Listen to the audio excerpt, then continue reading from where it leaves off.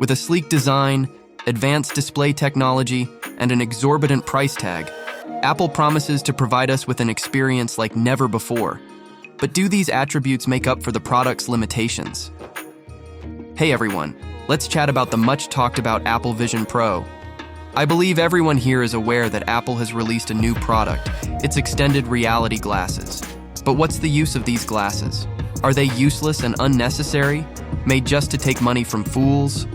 Well, to answer that, let's first understand what the Apple Vision Pro is. According to Apple, it's a space computing product, much like the HTC Vive Pro 2, Meta Quest 3, or various other VRs on the market. The Apple Vision Pro proposes a mixed reality, where it functions as both AR and VR glasses. By using these two functionalities, the glasses can scan your environment and all the objects in it to insert 3D objects into your environment in a natural way, without intersecting with things and stuff, in a way that fits into the environment and looks like it belongs there. The focus of this product isn't for gaming but for productivity, like many others. Due to its absurd price, it's clearly not a product for the general public.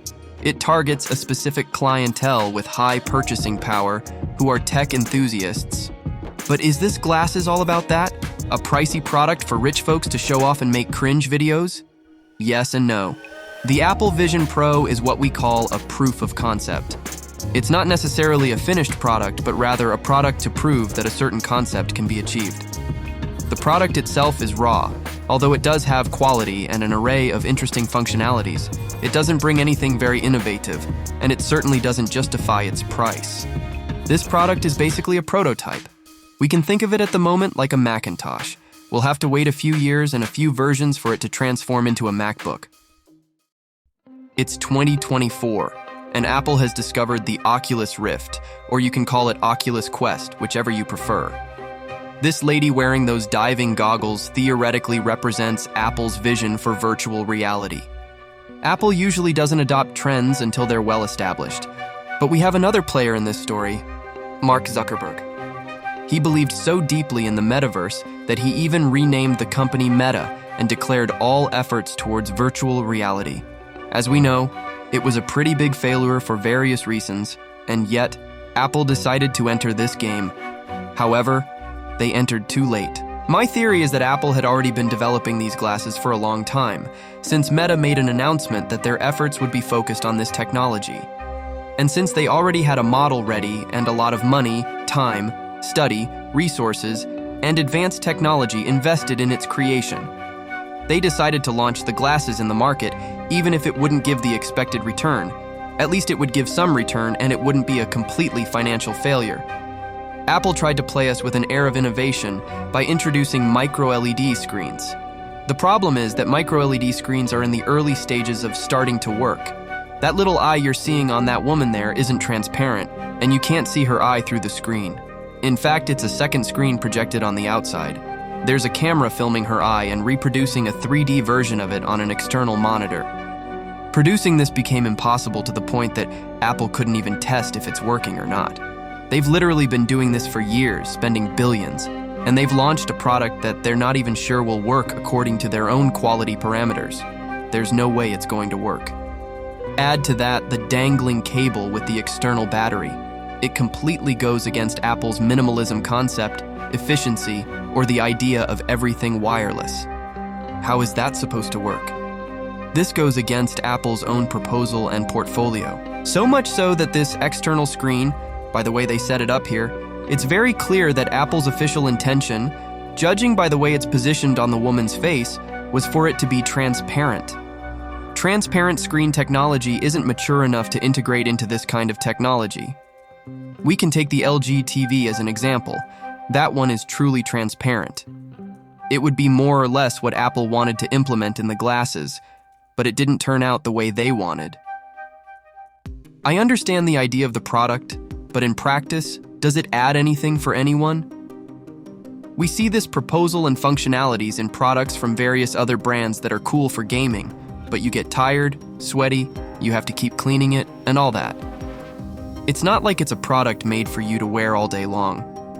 The productivity improvement proposal of this Apple Vision Pro would have to allow the user to wear them for hours and hours every day without the product wearing out or becoming uncomfortable. And we see that this product doesn't meet any of these requirements since it's relatively heavy, weighing about 650 grams. And it's also full of fabric. This fabric will come into contact with your hair both on the sides and on the back. This friction will quickly make the fabric dirty, smell like hair, and the possibility of tearing is also high. In short, it's not a product for daily and intensive use. The only practical uses I see for these glasses would be for work or learning. Some concepts of possible uses for the Apple Vision Pro are presenting architectural projects, learning music and other things in a more intuitive and fun way, automatic translation of conversations, turning boring daily tasks into something more interesting, perhaps. You could also, for example, see a 3D track model while watching a race on television, or it could also serve for a better study of object components by analyzing the 3D model in real time. But these functionalities have existed for a while. They are not innovations of the Apple Vision Pro. Netflix, along with Spotify and YouTube, has made it clear that they won't be developing apps for the Apple Vision Pro because they don't believe it will have market viability.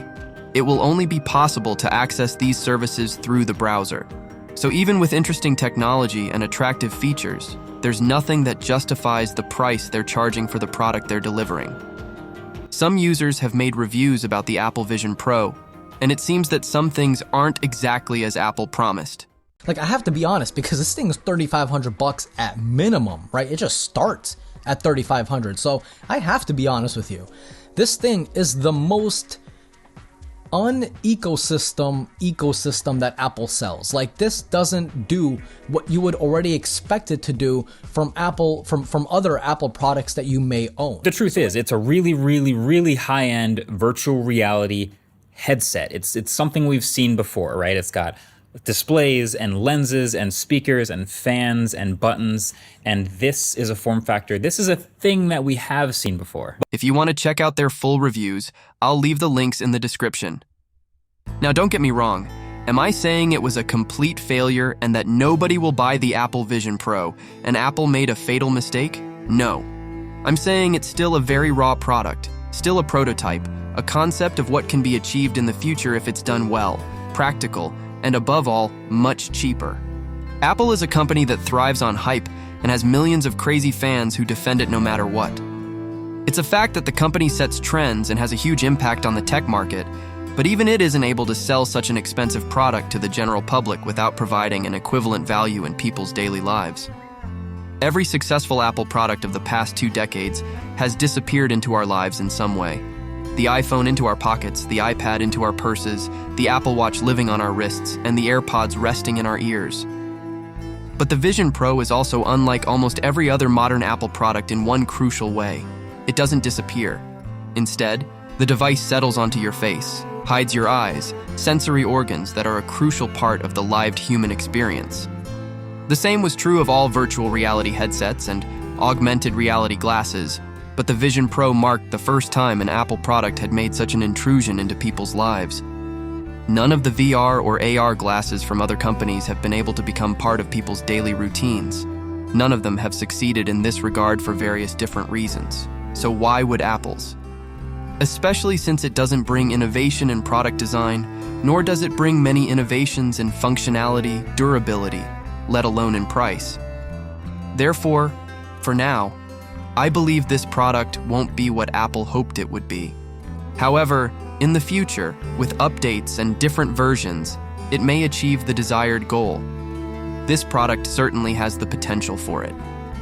So, what do you think of the Apple Vision Pro? Are you thinking of buying it to try it out? Leave your thoughts in the comments below. Thanks for watching until here, and I see you in the next video.